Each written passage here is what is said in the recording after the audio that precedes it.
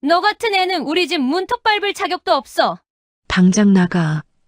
기름 냄새 가득한 부엌, 손등이 벌겋게 부어오른 며느리는 그 말을 듣고도 아무 말도 하지 못했습니다.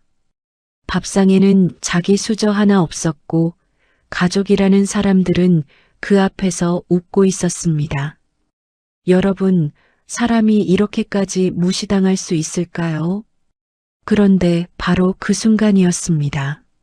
사모님, 차량 준비됐습니다.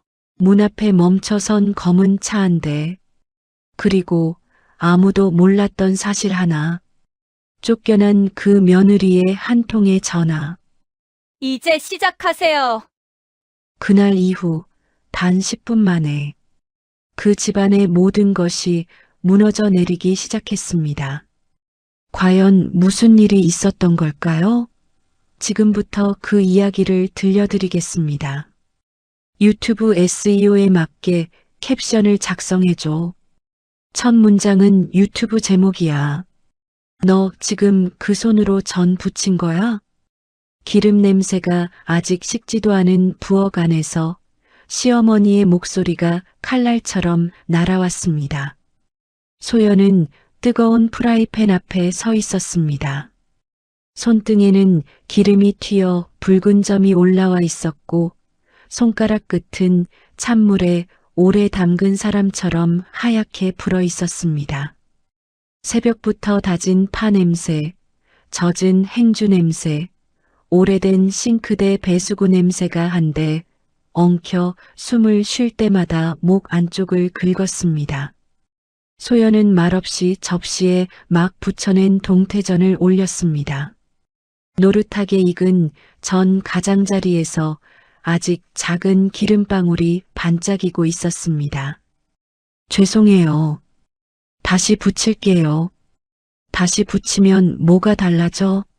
사람 손이 촌스러우면 음식도 촌스러워지는 거야. 거실에서는 텔레비전 소리가 크게 흘러나왔습니다. 웃음소리였습니다. 명절 특집 예능에 과장된 웃음이었습니다. 그런데 그 웃음소리가 이상하게도 부엌에 있는 소연을 비웃는 것처럼 들렸습니다. 신우이는 식탁 의자에 기대 앉아 귤 껍질을 손톱으로 벗기고 있었습니다. 노란 껍질이 식탁 위에 아무렇게나 떨어졌습니다.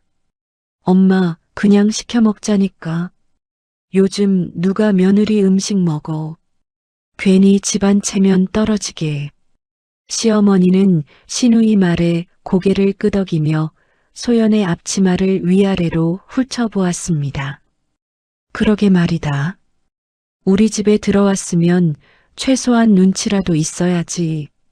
옷꼴도 봐라. 명절이라고 입은 게 고작 저거냐? 소연의 앞치마 안쪽에는 오래 입어 보풀이 조금 올라온 회색 니트가 있었습니다. 새벽에 일어나 빨래를 걷고 탕국을 끓이고 나무를 묻히느라 옷을 갈아입을 틈도 없었습니다. 손목에는 고무장갑 자국이 붉게 남아 있었습니다. 여러분, 살다 보면 이런 날 있지 않습니까? 분명 내가 제일 많이 움직였는데 이상하게도 내가 제일 죄인이 되는 날 말입니다. 밥상 위에 올라가는 음식은 내 손에서 나왔는데 그 밥상 앞에는 내 자리가 없는 날 말입니다. 소연은 다시 달걀물을 풀었습니다. 젓가락이 사기그릇 벽에 부딪히며 달그락거렸습니다. 그 작은 소리가 부엌 안에서 유난히 크게 울렸습니다. 그때 남편 준호가 거실에서 들어왔습니다. 소연은 아주 잠깐 고개를 들었습니다. 눈빛에 아주 작은 기대가 스쳤습니다. 적어도 한마디는 해주지 않을까 했습니다. 새벽부터 고생했다고. 어머니, 그만하시라고. 아니면 물이라도 한 잔 마시라고.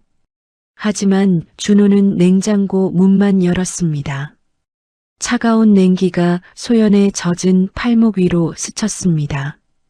물 어디 있어? 소연은 젖은 손을 앞치마에 닿고 컵을 꺼냈습니다. 여기 있어요. 준호는 컵을 받으며 소연의 손등을 보았습니다.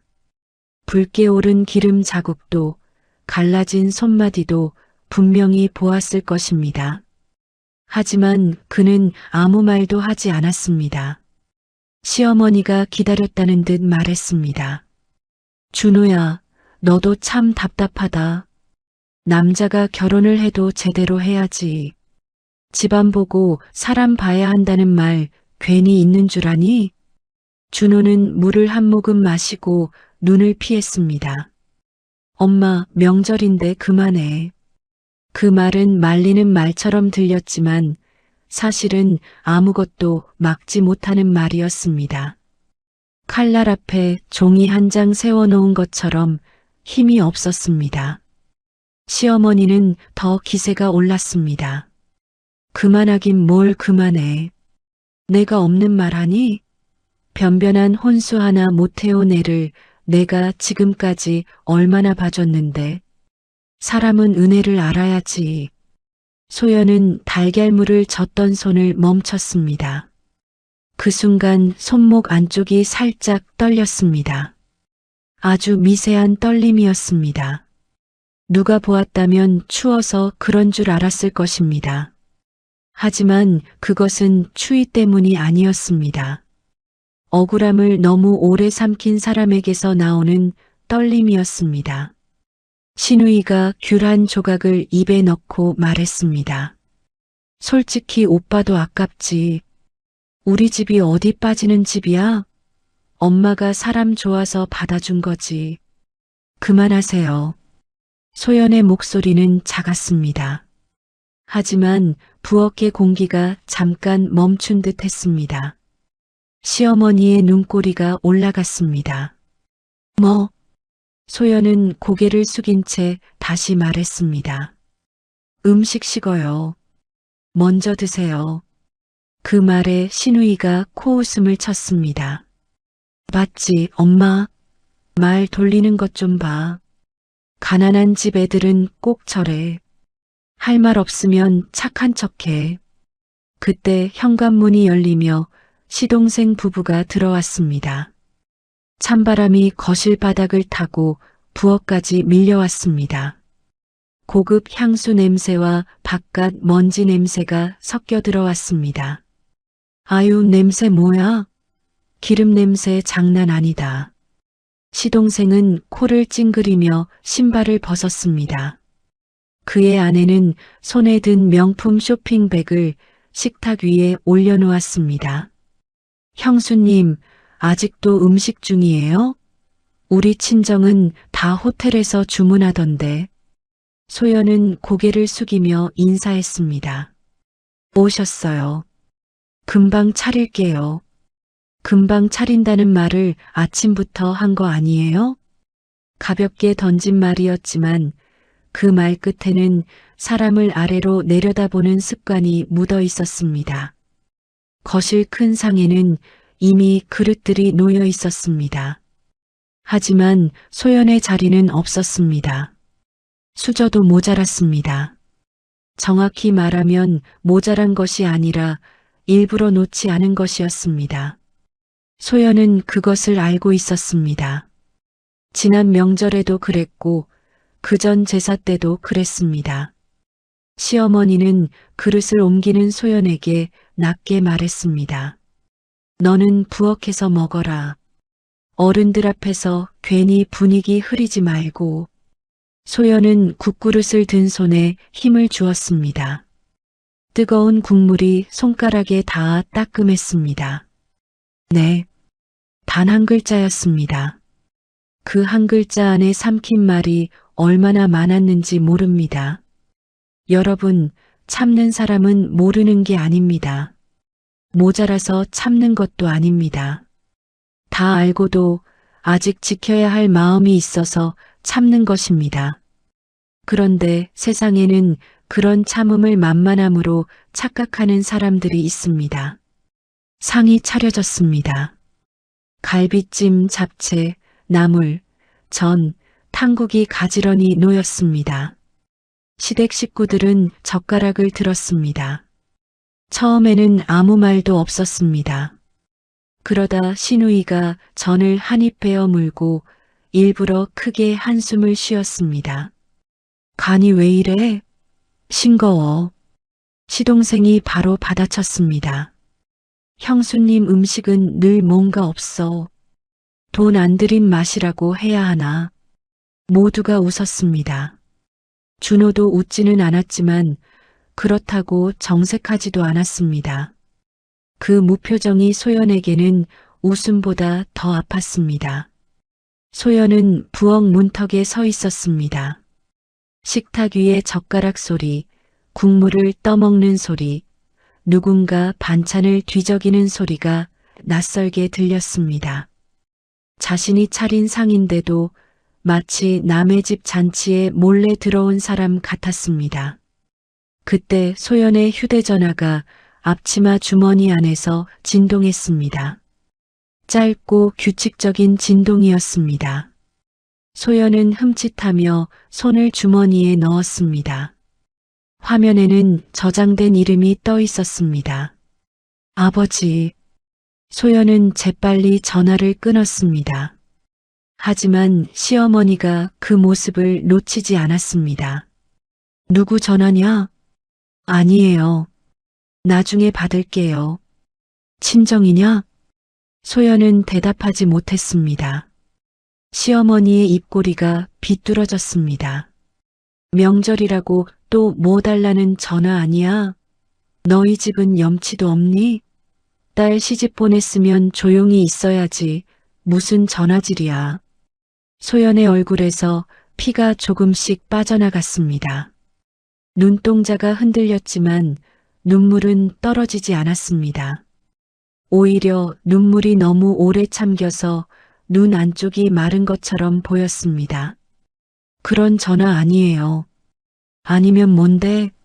내 친정에서 우리 집에 도움된 적이 한 번이라도 있어? 신우이가 젓가락을 탁 내려놓았습니다. 엄마, 그냥 말 나온 김에 확실히 해. 나 솔직히 불안해. 오빠가 나중에 저쪽 집까지 책임지면 어떡해? 준호가 낮게 말했습니다. 그런 일 없어. 그 말은 소연을 지키는 말이 아니었습니다.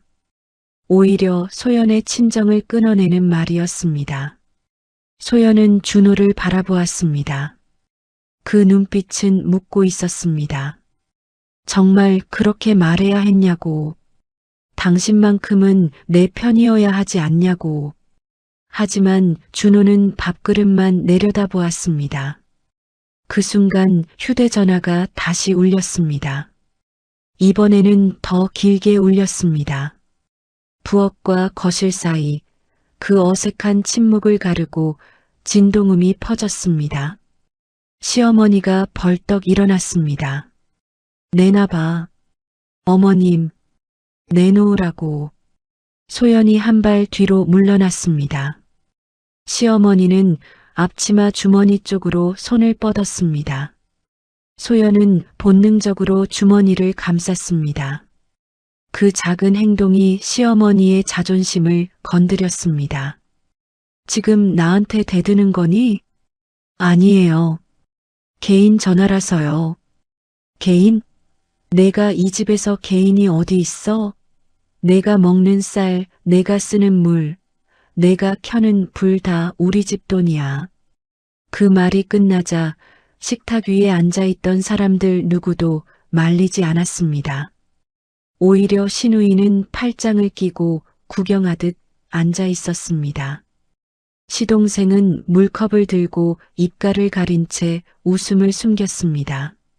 시어머니는 결국 소연의 주머니에서 휴대전화를 빼앗았습니다. 화면에는 메시지가 하나 떠 있었습니다. 아버님, 아직 말하지 못했습니다. 조금만 더 기다려주세요. 보낸 사람은 소연이었습니다. 받는 사람은 아버지였습니다. 시어머니는 메시지를 읽고 눈살을 찌푸렸습니다. 아버님? 너희 아버지를 아버님이라고 부르니? 말하지 못한 게 뭔데? 돈 문제야? 소연의 입술이 바싹 말랐습니다. 돌려주세요.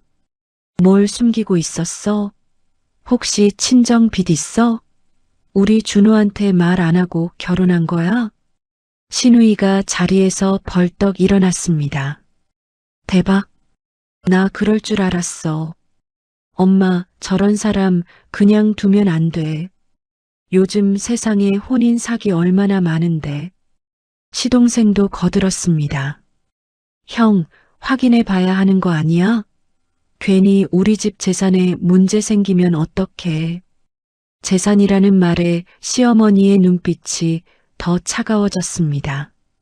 가족이라는 이름으로 모여 앉은 자리였지만 그들이 지키고 싶었던 것은 마음이 아니라 돈이었습니다. 준호가 소연을 바라보았습니다. 소연아, 말해봐. 뭔데 그래? 소연은 그제야 준호를 똑바로 바라보았습니다. 오래 참고 있던 눈빛이었습니다. 서운함과 체념, 마지막 기대가 아주 얇은 실처럼 남아 있었습니다. 당신은 내가 뭘 숨겼다고 생각해? 준호는 바로 대답하지 못했습니다. 시어머니가 대신 소리를 질렀습니다. 질문은 우리가 하는 거야. 어디서 눈 똑바로 뜨고 남편한테 따져? 소연은 천천히 숨을 들이마셨습니다. 부엌의 기름 냄새, 식탁 위 갈비찜의 단 냄새, 오래된 벽지의 벤습기 냄새가 한꺼번에 밀려왔습니다. 이 집에 들어온 뒤 수없이 맡았던 냄새였습니다. 참고 숙이고 웃으며 버텼던 날들의 냄새였습니다. 그때 시어머니가 휴대전화를 바닥에 툭 던졌습니다. 액정이 마룻바닥에 부딪히며 짧은 소리를 냈습니다. 됐다. 나 오늘 결정했다. 거실의 공기가 얼어붙었습니다. 너 이 집에서 나가. 소연은 움직이지 않았습니다. 시어머니는 더 크게 말했습니다. 우리 집안에 이런 며느리 필요 없어. 친정 구린내 풍기면서 우리 집밥 먹을 생각하지 마. 당장 짐 싸. 신우이가 기다렸다는 듯 말했습니다. 엄마 잘했어. 솔직히 지금까지 너무 봐줬어. 시동생의 아내는 입술을 삐죽이며 손톱을 내려다보았습니다. 그래도 명절날인데 좀 그렇긴 하네요. 근데 뭐 빨리 정리하는 게 낫죠. 준호는 자리에서 일어났지만 소연에게 다가오지 않았습니다. 그 한 걸음의 거리, 겨우 몇 발자국밖에 안 되는 거리였지만 그날 소연에게는 한 생의 거리처럼 느껴졌습니다. 소연은 바닥에 떨어진 휴대전화를 주었습니다. 액정 모서리에 금이 가 있었습니다. 그 금 사이로 거실 조명이 갈라져 보였습니다. 그녀는 아주 천천히 앞치마 끈을 풀었습니다. 기름이 밴 천이 허리에서 떨어졌습니다. 손끝에는 아직 밀가루가 묻어 있었습니다. 소연은 손을 털지도 않았습니다. 그리고 조용히 말했습니다. 정말 나가면 됩니까? 시어머니는 비웃었습니다. 그래. 제발 좀 나가라. 빈손으로 온 사람이 빈손으로 나가는 게 맞지. 그 말에 신우이가 웃음을 터뜨렸습니다. 엄마 말 진짜 맞다. 빈손 입장, 빈손 퇴장. 그 웃음소리가 거실벽에 부딪혀 돌아왔습니다. 소연은 그 웃음을 끝까지 들었습니다. 한 사람씩 얼굴을 바라보았습니다. 시어머니의 경멸 섞인 눈, 신우이의 얄팍한 미소, 시동생의 계산적인 눈빛, 그리고 끝내 자신을 붙잡지 않는 남편의 굳은 입술까지 말입니다. 소연은 휴대전화 화면을 켰습니다. 금이 간 액정 위로 방금 놓친 전화가 다시 떠 있었습니다. 아버지, 이번에는 그녀가 전화를 받지 않고 메시지 창을 열었습니다. 손가락이 아주 잠깐 멈췄습니다. 그리고 한 문장을 입력했습니다. 이제 말씀드리겠습니다. 전송 버튼을 누른 순간 휴대전화가 손안에서 짧게 떨렸습니다. 그 떨림은 이상하게도 소연의 마음을 가라앉혔습니다. 눈물도 분노도 애원도 없었습니다. 너무 오래 억눌린 사람이 마지막 선을 넘었을 때 찾아오는 무서울 만큼 차분한 침묵만 있었습니다. 소연은 고개를 들어 시어머니를 바라보았습니다. 어머님, 시어머니는 팔짱을 낀 채 턱을 치켜들었습니다. 왜? 이제 와서 빌려고? 소연의 목소리는 낮았지만 또렷했습니다. 정말 후회 안 하실 거죠?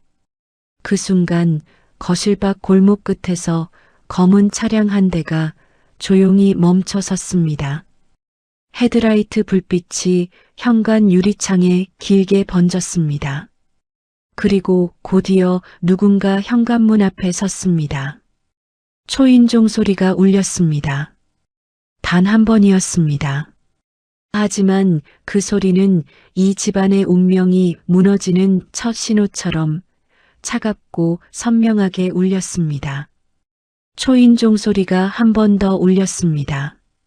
거실에 앉아있던 사람들 얼굴 위로 묘한 긴장이 스쳤습니다. 명절날이라 문 밖에 누가 왔다고 해서 이상할 건 없었습니다. 그런데 그 소리는 평범한 손님이 누르는 초인종 같지 않았습니다. 짧고 단정했고 이상하게도 사람을 움츠러들게 하는 힘이 있었습니다. 시어머니는 팔짱을 낀 채 현관 쪽을 노려보았습니다. 이 시간에 누구야? 신우이가 먼저 자리에서 일어났습니다. 혹시 형수 친정에서 온 거 아니야? 와, 진짜 대단하다. 쫓겨날 것 같으니까 바로 지원군 부른 거야? 시동생은 입가에 묻은 국물을 휴지로 닦으며 비웃었습니다. 설마요.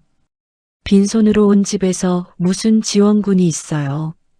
택배겠죠. 소연은 말없이 서 있었습니다.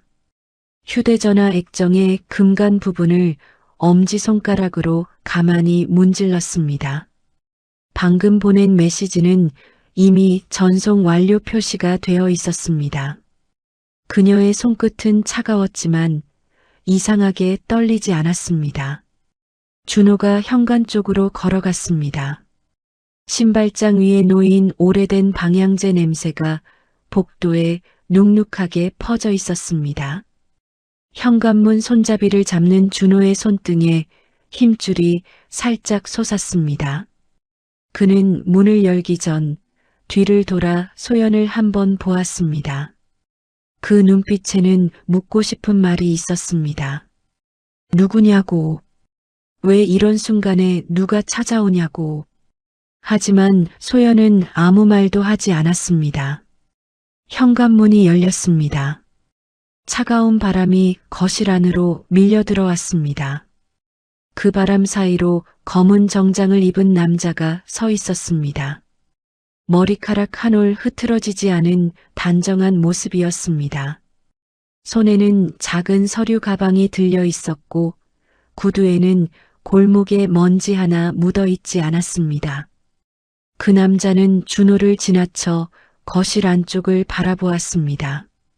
사모님, 그 한마디에 공기가 바뀌었습니다. 시어머니의 눈썹이 움찔했습니다. 사모님? 누구한테 사모님이라는 거야? 정장 차림의 남자는 소연을 향해 고개를 숙였습니다. 아주 깊지도 않고 가볍지도 않은 예의였습니다.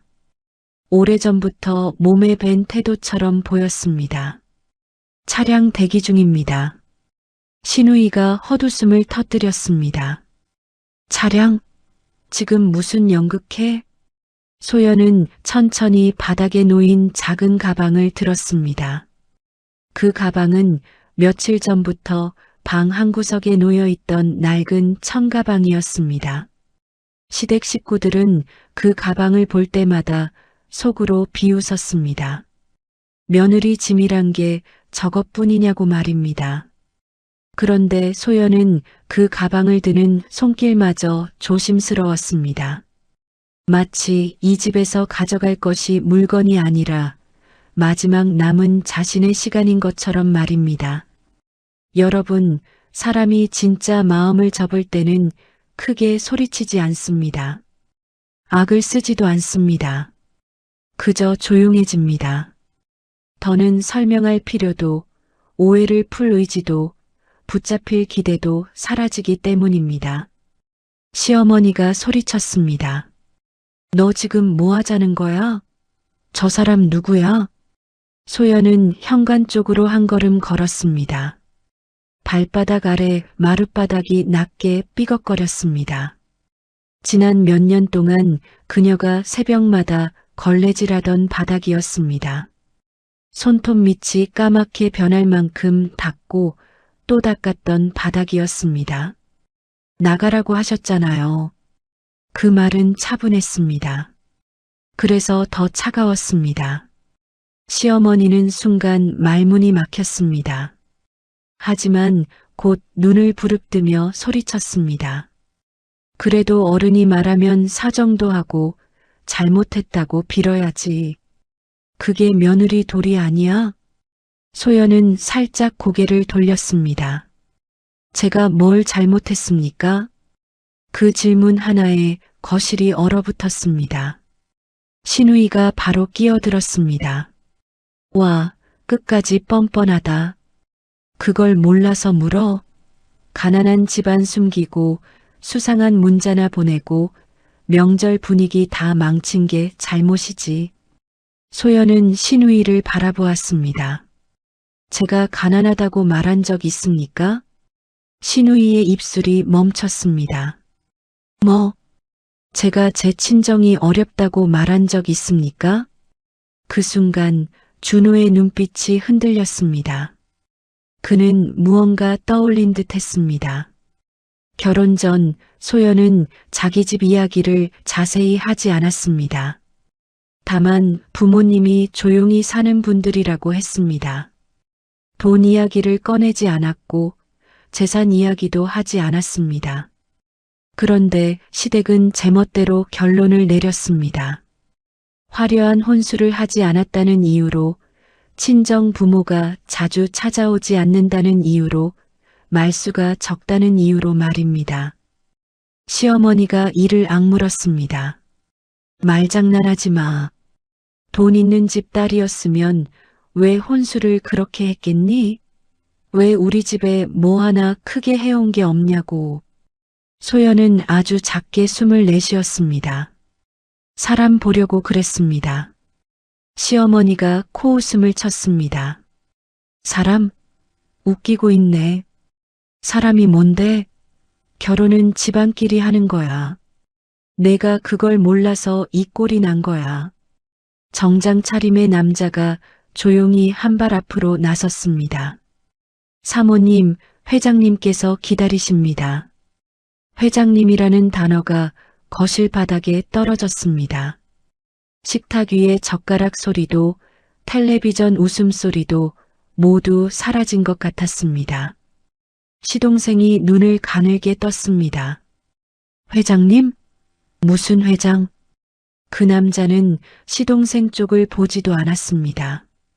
밖이 춥습니다. 이동하시겠습니다.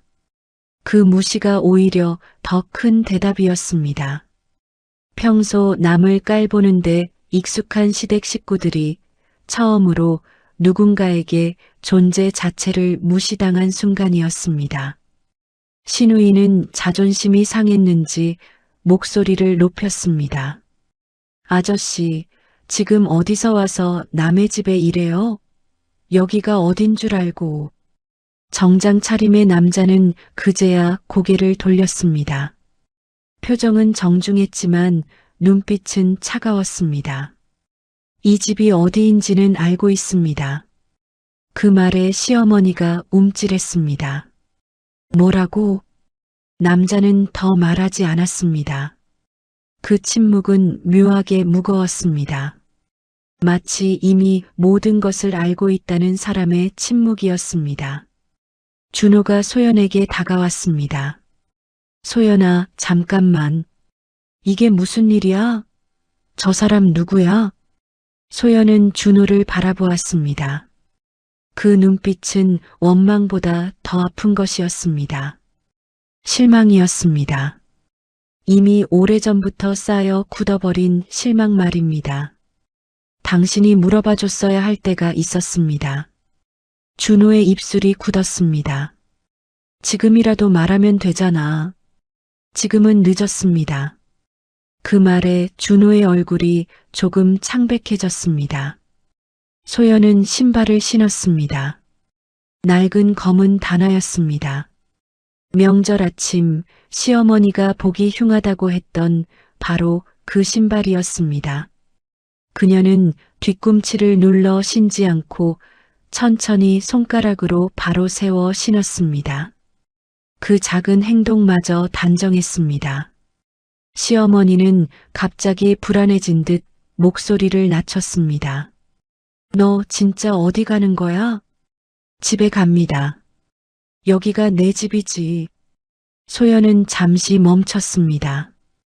그 말이 너무 우스워서, 아니 너무 서글퍼서 그녀는 아주 희미하게 웃었습니다.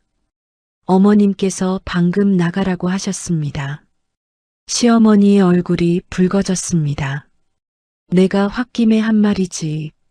며느리가 그 정도 말도 못 받아?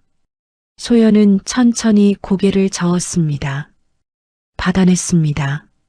너무 오래 받아냈습니다. 그 말은 조용했지만 그 안에는 지난 세월이 전부 들어 있었습니다.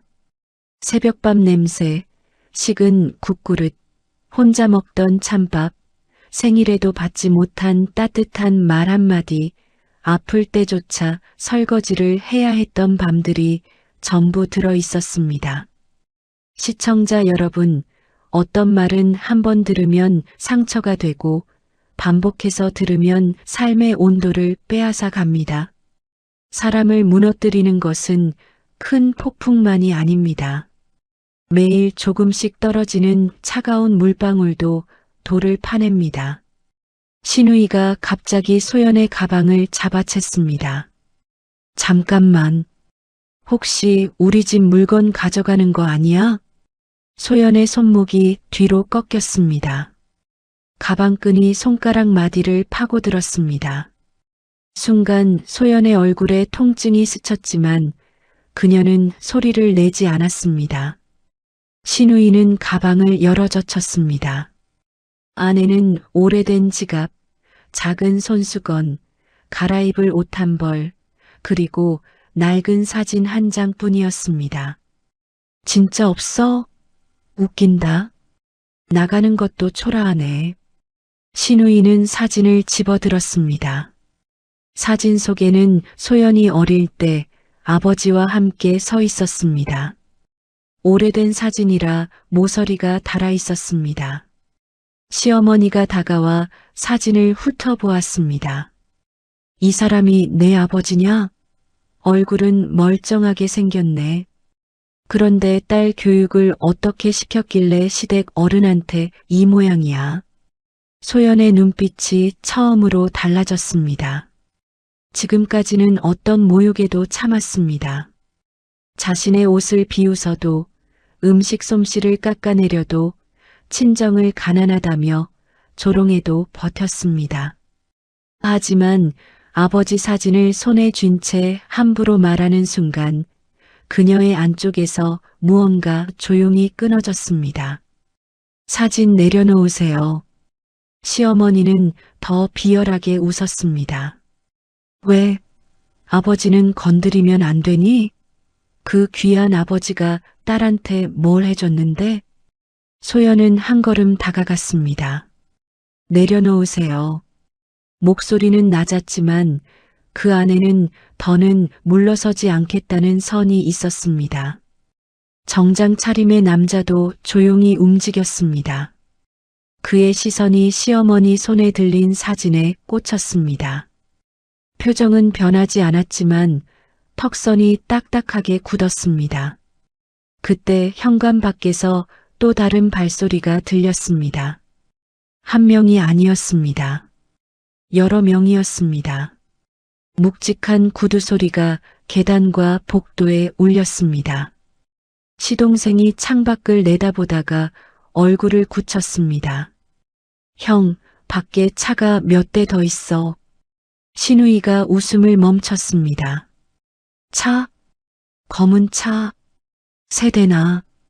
시어머니의 손에서 사진이 살짝 흔들렸습니다. 방금 전까지 큰 소리치던 사람들의 얼굴에 처음으로 계산이 시작되었습니다. 이게 단순한 친정 싸움이 아니라는 걸 그들도 조금씩 느끼기 시작한 것입니다. 준호가 소연에게 낮게 물었습니다. 너 대체 누구야? 그 말은 남편이 아내에게 하는 말이라기보다 처음 보는 사람에게 던지는 말 같았습니다.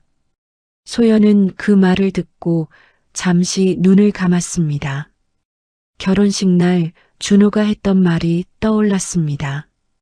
당신이 어떤 집 딸이든 상관없다고 했던 말입니다. 나는 당신이라는 사람을 사랑한다고 했던 말입니다. 그런데 지금 그는 묻고 있었습니다. 너 대체 누구냐고. 소연은 천천히 눈을 떴습니다. 당신이 끝까지 알려고 하지 않았던 사람입니다. 준호는 아무 말도 못했습니다. 그때 정장 차림의 남자가 다시 고개를 숙였습니다. 사모님, 회장님께서 이 상황을 보고받으셨습니다. 시어머니의 얼굴에서 핏기가 빠졌습니다. 보고라니? 뭘 보고해? 남자는 담담하게 대답했습니다. 조금 전 이 댁에서 있었던 일입니다. 거실 전체가 얼어붙었습니다. 신우이는 들고 있던 가방을 서둘러 내려놓았습니다. 시동생은 물컵을 식탁 위에 놓다가 컵받침을 놓쳐 달그락 소리를 냈습니다. 소연은 더 이상 그들을 보지 않았습니다. 그녀는 시어머니 손에 들린 사진을 조심스럽게 가져왔습니다. 먼지가 묻은 사진 표면을 손끝으로 살살 닦았습니다. 아버지 얼굴 위를 지나가는 손길이 몹시 조심스러웠습니다. 그리고 사진을 가방 안에 넣었습니다. 이제 가겠습니다. 시어머니가 뒤늦게 소리쳤습니다. 야, 너 어디 가서 무슨 소리 하려고 그래? 우리 집 망신 줄 생각이면 가만 안 둬. 소연은 현관문 앞에서 멈췄습니다. 망신은 제가 준 게 아닙니다. 그녀는 뒤돌아보았습니다. 어머님들이 직접 만드신 겁니다. 시어머니는 입술을 떨었습니다. 너 지금 협박하니? 아니요. 소연은 아주 조용하게 말했습니다. 확인시켜 드리는 겁니다. 그 한마디를 남기고 소연은 문 밖으로 나갔습니다. 차가운 겨울 공기가 그녀의 뺨을 스쳤습니다. 골목 끝에는 검은 차량들이 줄지어 서 있었습니다. 가장 앞 차량의 뒷문이 열렸고 안쪽에서는 은은한 가죽 냄새와 따뜻한 공기가 흘러나왔습니다. 소연은 차에 오르기 전 이 집을 한번 올려다보았습니다. 낡은 베란다 창문, 누렇게 바랜 방충망, 명절이라고 붙여둔 작은 장식들이 보였습니다. 그곳에서 그녀는 가족이 되려고 애썼습니다. 며느리라는 이름으로, 아내라는 이름으로 참고 또 참으며 버텼습니다. 하지만 그 집은 끝내 그녀를 가족으로 받아들이지 않았습니다. 차 문이 닫혔습니다. 그 순간 소연의 휴대전화가 울렸습니다. 화면에는 아버지라는 이름이 떠 있었습니다. 이번에는 소연이 전화를 받았습니다. 차 안은 조용했습니다. 바깥의 소란이 유리창 너머로 멀어졌습니다. 아버지. 수화기 너머에서 낮고 묵직한 목소리가 들려왔습니다. 이제 됐니? 소연은 잠시 입술을 깨물었습니다. 눈물이 고일 듯 했지만 끝내 떨어지지 않았습니다. 네, 이제 됐습니다. 그럼 더는 참지 마라. 그 말에 소연의 시선이 창밖으로 향했습니다. 시댁 현관문 앞에는 준호가 멍하니 서 있었습니다. 그는 소연이 탄 차량을 바라보고 있었습니다. 하지만 이제 그의 눈빛 속에는 당혹감만 있었습니다. 미안함은 너무 늦었고 사랑은 너무 약했습니다. 소연은 낮게 말했습니다. 아버지, 시작해 주세요. 수화기 너머에서 잠깐 침묵이 흘렀습니다. 그리고 아버지의 목소리가 들렸습니다. 10분이면 충분하다. 바로 그 순간 시댁 거실 안에서 시동생의 휴대전화가 요란하게 울리기 시작했습니다. 이어서 준호의 전화도 울렸고 시어머니의 전화도 울렸습니다. 서로 다른 벨소리가 한꺼번에 터지며 집안을 뒤흔들었습니다. 준호는 떨리는 손으로 전화를 받았습니다. 수화기 너머의 다급한 목소리가 거실까지 새어나왔습니다. 대표님, 큰일 났습니다. 방금 주거래 은행에서 연락이 왔습니다. 회사 계좌가 전부 묶였습니다. 준호의 얼굴이 새하얗게 질렸습니다. 그 순간 골목 밖으로 소연이 탄 검은 차량이 천천히 움직이기 시작했습니다. 그리고 소연은 창밖을 바라보며 아주 낮게 말했습니다. 이제부터는 제가 참은 시간만큼 돌려드리겠습니다. 계좌가 묶였다고? 그게 무슨 소리야? 준호의 목소리가 거실 천장을 찢을 듯 올라갔습니다. 방금 전까지 며느리 하나 내쫓았다고 속이 시원한 얼굴을 하던 시어머니는 그 말 한마디에 젓가락을 놓쳤습니다. 쇠젓가락이 식탁 아래로 떨어지며 차가운 소리를 냈습니다. 신우이는 아직도 상황을 이해하지 못한 듯 눈만 깜빡였습니다. 오빠, 무슨 계좌? 회사 계좌?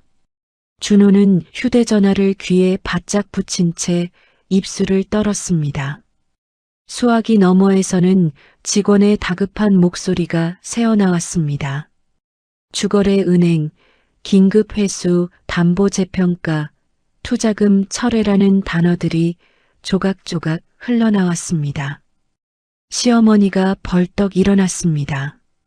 준호야, 빨리 말해봐. 뭔데 그래? 준호는 대답하지 못했습니다. 얼굴에서 피가 빠져나가고 손끝이 하얗게 굳었습니다. 그는 방금까지 자신이 발 딛고 서 있던 바닥이 갑자기 꺼져 내리는 기분을 느끼고 있었습니다. 그 무렵 소연이 탄 검은 차량은 골목을 빠져나와 큰 길로 접어들고 있었습니다. 차 안은 따뜻했습니다. 은은한 가죽 냄새와 낮게 깔린 엔진음이 소연의 숨을 조금씩 안정시켰습니다. 창밖으로는 명절 오후의 거리 풍경이 지나갔습니다. 손에 선물 세트를 든 사람들, 아이 손을 잡고 길을 건너는 노부부, 가게 앞에 쌓인 귤 상자들이 빠르게 뒤로 밀려났습니다. 소연은 무릎 위에 낡은 천가방을 올려놓고 있었습니다.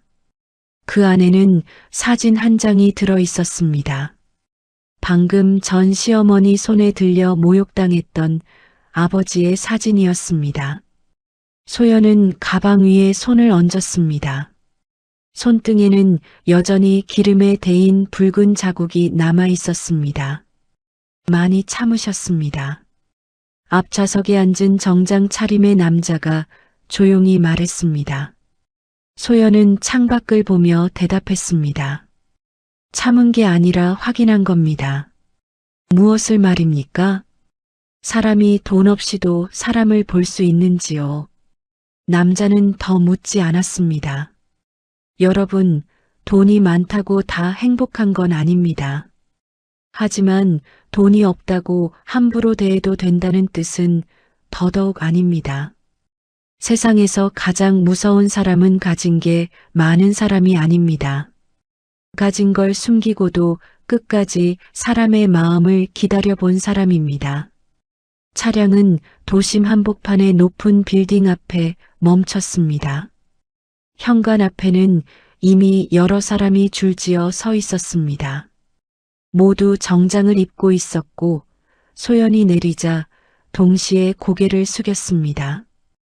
유리문이 열리며 따뜻한 공기와 함께 은은한 나무 향이 흘러나왔습니다. 로비 바닥은 거울처럼 반짝였습니다. 천장의 조명은 차갑지 않았습니다. 부드럽게 퍼져 소연의 얼굴을 비추었습니다. 방금 전까지 부엌의 기름 냄새와 눅눅한 벽지 냄새 속에 있던 사람이 이제는 완전히 다른 세계 한가운데 서 있었습니다. 하지만 소연은 조금도 들뜨지 않았습니다. 엘리베이터 문이 열렸습니다. 안쪽 벽에는 소연의 얼굴이 비쳤습니다. 헝클어진 머리카락, 손등에 붉은 상처, 다소 지친 눈빛이 보였습니다. 그녀는 거울 속 자신을 잠시 바라보다가 조용히 손가락으로 머리카락을 귀 뒤로 넘겼습니다. 꼭대기층에 도착하자 두꺼운 문이 열렸습니다. 넓은 집무실 안 큰 창가 앞에 한 남자가 서 있었습니다. 도심의 빌딩들이 발 아래 내려다 보이는 자리였습니다. 그가 천천히 돌아섰습니다. 소연의 아버지였습니다. 그의 눈빛은 날카로웠지만 딸을 바라보는 순간 아주 잠깐 흔들렸습니다. 소연의 손등에 난 상처를 본 것입니다. 손은 왜 그 모양이냐? 그 한마디에 소연은 오히려 눈물이 날 뻔했습니다. 시댁에서는 누구도 보지 못했던 손이었습니다. 준호조차 못 본 척했던 손이었습니다. 그런데 아버지는 단번에 보았습니다. 음식하다가 조금 데었습니다. 아버지는 천천히 다가왔습니다. 소연의 손을 잡지는 않았습니다. 대신 아주 가까이에서 상처를 내려다보았습니다. 손을 함부로 잡으면 딸이 참아온 마음까지 무너질까봐 조심하는 듯 했습니다. 조금이 아니구나. 소연은 고개를 숙였습니다. 괜찮습니다. 내가 괜찮다고 하는 말이 제일 싫다. 집무실 안이 조용해졌습니다. 창밖으로는 차들이 작은 점처럼 움직이고 있었습니다. 멀리서 들려오는 도시의 소음이 두꺼운 유리창에 막혀 낮게 웅웅거렸습니다. 아버지는 책상 위에 놓인 서류를 집어들었습니다. 내 시댁 회사. 지난 3년 동안 우리 쪽에서 흘러들어간 자금이 얼마인지 아느냐? 소연은 대답하지 않았습니다. 직접 투자, 우회 투자, 물류계약 보증, 은행 신용 담보까지 합치면 그 집안은 이미 오래전에 무너졌어야 할 회사였다. 소연의 눈꺼풀이 작게 떨렸습니다. 아버지는 낮은 목소리로 말을 이었습니다. 나는 내가 사랑한다기에 도와줬다. 내가 말하지 말라기에 내 이름도 숨겼다. 내 남편이 능력 있는 사람이라고 믿고 싶어 하기에 그 믿음까지 지켜주고 싶었다. 소연은 입술을 깨물었습니다. 죄송합니다. 죄송할 건 내가 아니다. 아버지의 목소리가 처음으로 단단해졌습니다. 딸을 사람으로 보지 않은 사람들이 죄송해야지. 그 순간 소연의 눈가가 붉어졌습니다. 하지만 이번에도 눈물은 흐르지 않았습니다. 그녀는 올 시간을 이미 너무 많이 놓친 사람처럼 서 있었습니다. 아버지는 비서에게 손짓했습니다. 비서가 대형 화면을 켰습니다. 화면에는 여러 개의 계좌, 투자법인명, 지분 구조, 계약서 목록이 떠올랐습니다. 그 복잡한 선들이 모두 한 곳으로 이어지고 있었습니다. 바로 소연의 이름으로 말입니다. 내가 원하면 지금 멈출 수 있다. 아버지가 말했습니다. 아직은 시작 단계다. 계좌 동결은 신호일 뿐이다. 내 한마디면 철회할 수 있다. 소연은 화면을 바라보았습니다. 그 안에는 시댁이 그토록 자랑하던 회사의 실체가 보였습니다. 겉으로는 번듯했지만 속은 남의 돈으로 버티고 있던 모래성 같았습니다. 그러자 떠올랐습니다. 부엌 문턱에서 혼자 서 있던 자기 모습, 밥상에 수저 하나 놓이지 않았던 명절, 아버지 사진을 들고 비웃던 시어머니의 얼굴, 그리고 끝내 아무 말도 하지 않던 준호의 눈빛. 소연은 천천히 숨을 들이마셨습니다.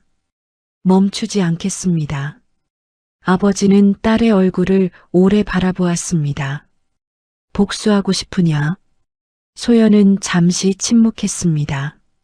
아니요. 그녀는 고개를 들었습니다. 제자리로 돌려놓고 싶은 겁니다. 제 것이 아닌 모욕까지 제가 짊어지고 살 필요는 없으니까요. 아버지는 조용히 고개를 끄덕였습니다. 그때 비서의 휴대전화가 울렸습니다. 그는 짧게 통화를 받은 뒤 소연을 바라보았습니다. 사모님, 조금 전 준호 대표 측에서 저희 투자법인 쪽으로 연락이 빗발치고 있습니다. 대표님과 직접 통화하게 해달라고 합니다. 소연의 표정은 흔들리지 않았습니다. 받지 마세요. 알겠습니다. 대신 이것만 전달하세요. 비서는 펜을 들었습니다. 소연은 천천히 말했습니다. 그동안 받은 도움은 오늘부로 모두 회수합니다. 그리고 앞으로는 어떤 명의로도 그 지방과 거래하지 않습니다. 비서의 펜끝이 종이 위를 지나갔습니다. 사각거리는 소리가 집무실에 작게 울렸습니다. 바로 그 시각 시댁 거실은 아수라장이 되어 있었습니다. 시어머니는 준호의 팔을 붙잡고 흔들었습니다. 내가 뭘 잘못했길래 이래? 회사가 왜 갑자기 이 꼴이나? 준호는 식은땀을 흘리며 전화를 걸고 또 걸었습니다. 하지만 어디도 받지 않았습니다. 주거래 은행 담당자는 회의 중이라고 했고 투자사 담당자는 자리를 비웠다고 했으며 물류계약 담당자는 본사 지시가 내려왔다며 말을 아꼈습니다. 신우이는 그제야 얼굴이 하얗게 질려 중얼거렸습니다. 설마 진짜 형수 때문이야? 시어머니는 발끈했습니다. 말도 안 되는 소리 하지 마. 그 애가 무슨 힘이 있다고. 그 순간 준호의 휴대전화로 메시지 하나가 도착했습니다. 발신자는 그들이 지금까지 한 번도 본 적 없는 투자법인이었습니다. 준호는 떨리는 손으로 메시지를 열었습니다. 그리고 화면에 적힌 문장을 보는 순간 숨을 삼켰습니다. 모든 지원 및 계약은 소연 이사의 요청에 따라 즉시 종료됩니다. 준호의 입술이 벌어졌습니다. 소연 이사? 시어머니가 그의 휴대전화를 낚아채듯 들여다보았습니다. 신우이도 시동생도 모여들었습니다. 모두가 같은 글자를 보고 있었습니다. 하지만 누구도 그 의미를 바로 받아들이지 못했습니다. 그때 다시 메시지가 들어왔습니다. 이번에는 짧은 문장이었습니다. 10분 후 담보 회수 절차가 시작됩니다. 시어머니의 손에서 휴대전화가 미끄러졌습니다. 바닥에 떨어진 화면 위로 금이 갔습니다. 조금 전 소연의 휴대전화가 깨졌던 것처럼 말입니다. 준호는 멍하니 중얼거렸습니다. 소연이가 대체 누구야? 그 순간 시댁집 앞에 또 다른 차량 한 대가 멈췄습니다. 검은 정장을 입은 남자들이 서류 봉투를 들고 현관문 앞에 섰습니다. 그리고 초인종이 울렸습니다. 이번에는 한 번이 아니었습니다. 3번이었습니다. 초인종 소리가 3번 연달아 울렸습니다. 짧고 끊어지는 소리가 아니라 일정한 간격으로 정확하게 울리는 소리였습니다. 마치 기다림도 망설임도 없이 이미 정해진 절차를 밟고 있다는 신호처럼 들렸습니다. 거실 안의 공기가 숨을 죽였습니다. 시어머니는 한 발짝 뒤로 물러났습니다.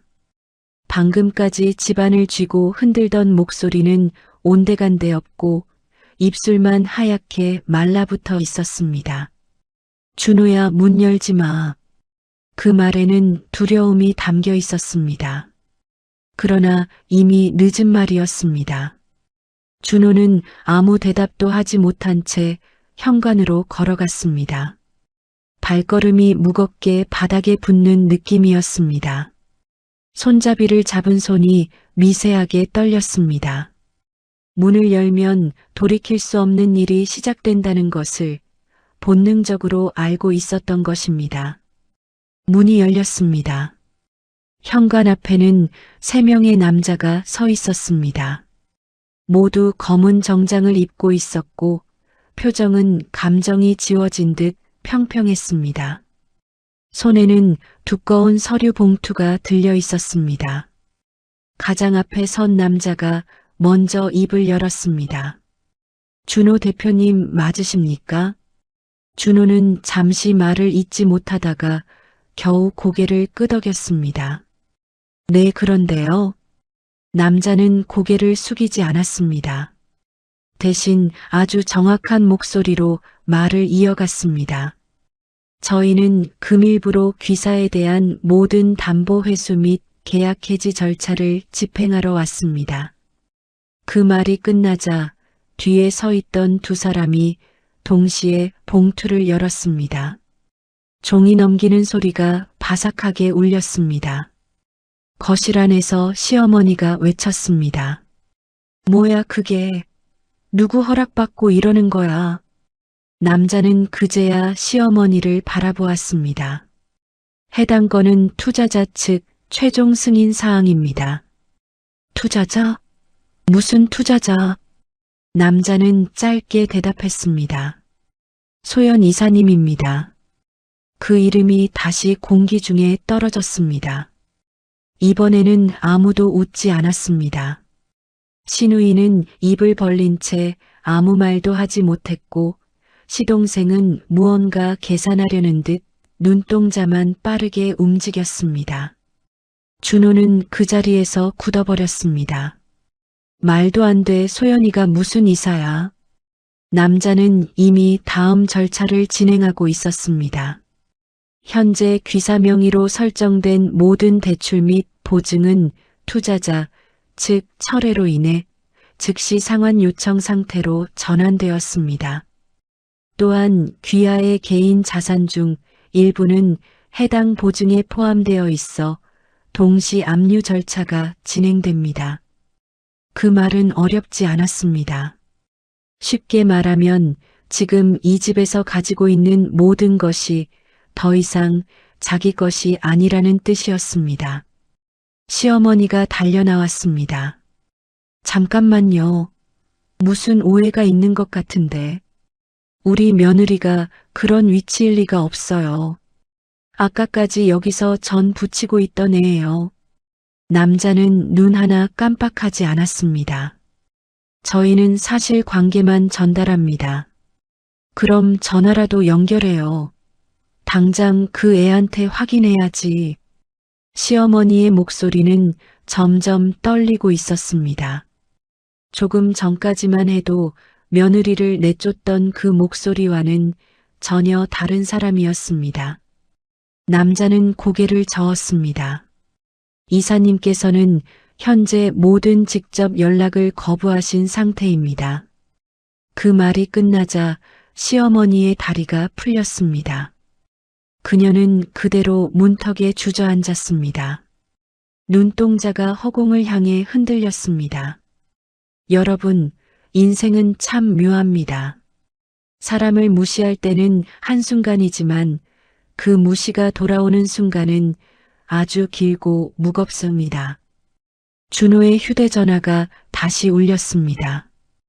그는 거의 반사적으로 전화를 받았습니다. 대표님, 지금 거래처 3군데에서 동시에 계약 파기 통보 들어왔습니다. 물류도 막혔습니다. 직원들 월급도 이번 달 못 나갈 것 같습니다. 준호의 입에서 아무 소리도 나오지 않았습니다.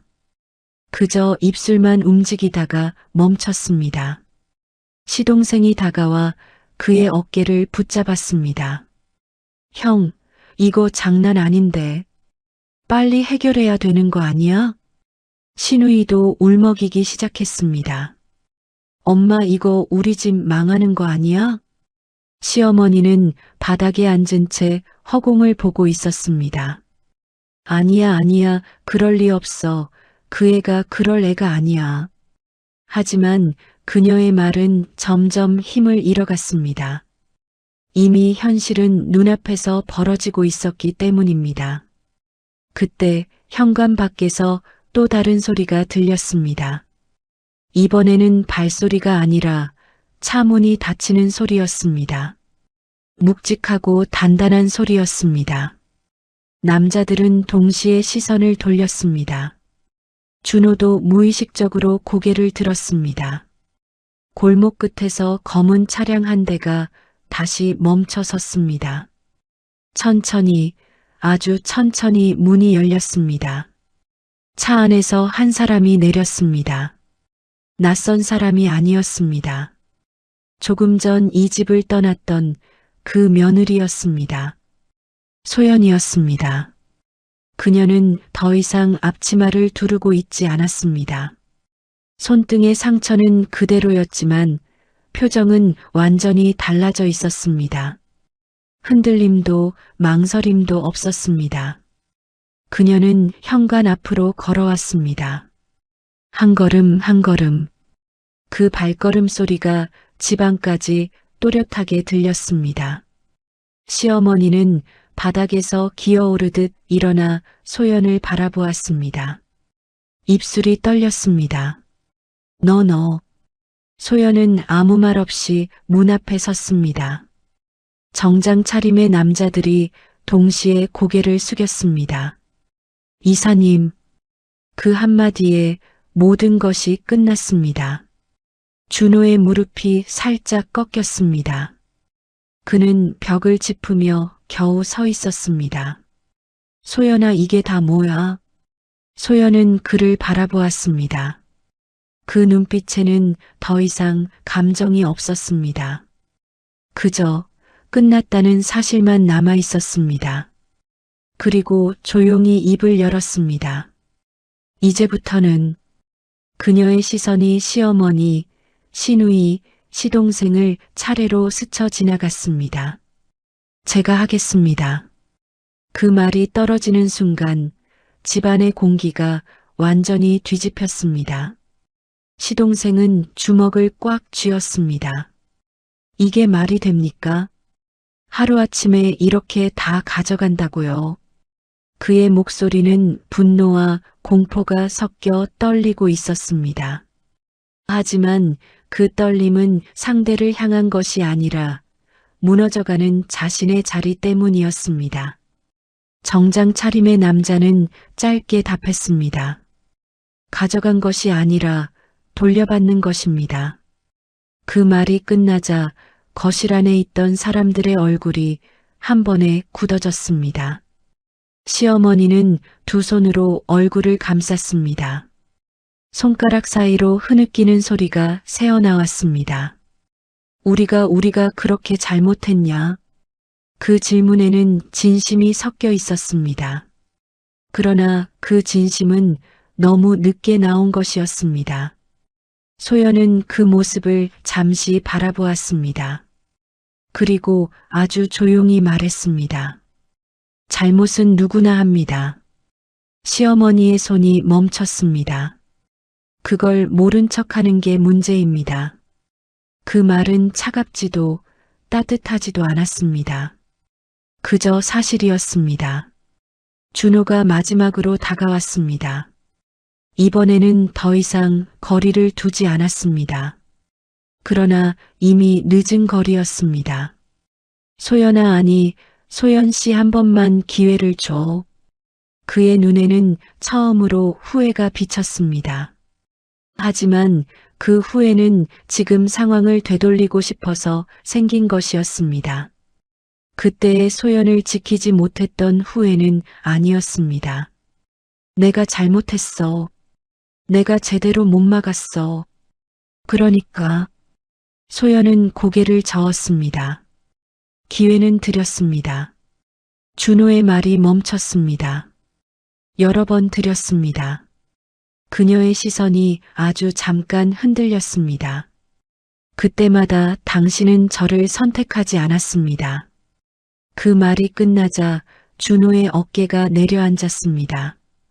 더 이상 할 말이 없다는 것을 스스로도 알고 있었습니다. 여러분, 선택은 그 순간에는 작아 보입니다. 하지만 시간이 지나면 그 선택이 사람의 인생을 나눕니다.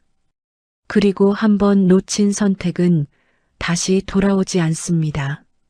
소연은 천천히 돌아섰습니다. 더 이상 할 말이 없었습니다. 더 이상 들을 말도 없었습니다. 현관문 밖으로 한 걸음 나가는 순간 집안의 공기가 완전히 끊어졌습니다. 그 문 하나를 사이에 두고 두세 개가 나뉜 것처럼 느껴졌습니다. 차량 문이 열렸습니다. 소연은 마지막으로 뒤를 돌아보지 않았습니다. 차 안에 올라타자 문이 조용히 닫혔습니다. 바깥의 소란이 유리창 너머로 밀려났습니다. 숨이 길게 이어졌습니다. 차가 천천히 움직이기 시작했습니다. 창밖으로 시댁집이 멀어졌습니다. 낡은 벽, 어두운 창문, 그 안에 남아있는 사람들의 그림자가 점점 작아졌습니다. 소연은 가방 위에 손을 올렸습니다. 그 안에는 아버지와 함께 찍은 사진이 있었습니다. 그녀는 아주 낮게 말했습니다. 이제 끝입니다. 차량은 도로 위로 부드럽게 흘러갔습니다. 그리고 그날 이후 그 집안은 다시는 예전으로 돌아가지 못했습니다. 돈은 사라졌고 사람은 흩어졌으며 남은 것은 후회뿐이었습니다. 반면 소연은 다시 시작했습니다. 누군가의 며느리로서가 아니라 누군가에게 인정받기 위해서도 아닌 자신으로서의 삶을 말입니다. 여러분, 가족은 이름으로 정해지는 것이 아닙니다. 서로를 어떻게 대했는지로 남는 것입니다. 그리고 그날 한 사람은 가족을 잃었고 한 사람은 비로소 자신을 되찾았습니다.